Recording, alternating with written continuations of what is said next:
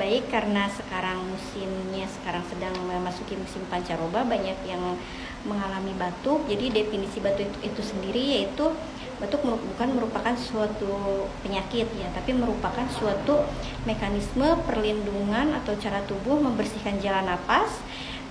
Namun menginterpretasikan bahwa batuk itu merupakan adalah suatu bentuk adanya sesuatu atau gangguan di dalam tubuh kita.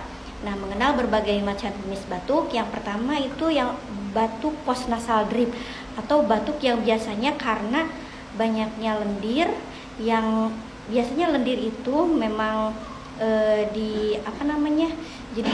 memang diindikan untuk menjaga kelembapan di dalam saluran pernapasan. Namun apabila terakumulasi lebih banyak batuknya itu sendiri, maka akan menyebabkan batuk yang disebabkan karena dahaknya yang terlalu banyak itu sendiri.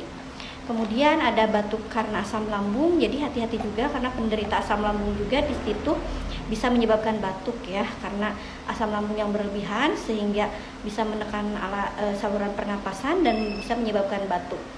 Nah, kemudian ada batuk asma. Jadi batuk asma itu batuk yang ditimbulkan karena suatu radang yang diderita atau suatu radang yang ditimbulkan dari alerginya itu sendiri yang menyebabkan batuk ya, karena bisa disebabkan oleh alergi dingin atau debu ya.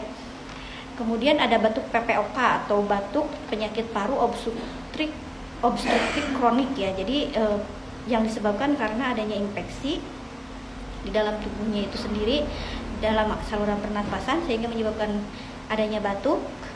Kemudian ada batuk akibat obat. Jadi yang menyebabkan batuk itu tidak hanya tadi karena adanya infeksi, adanya lendir, bisa disebabkan juga oleh obat. Contoh obat yang bisa memicu batuk adalah bradikinin ya, sehingga bisa menyebabkan efek batuk atau gatal di tenggorokan.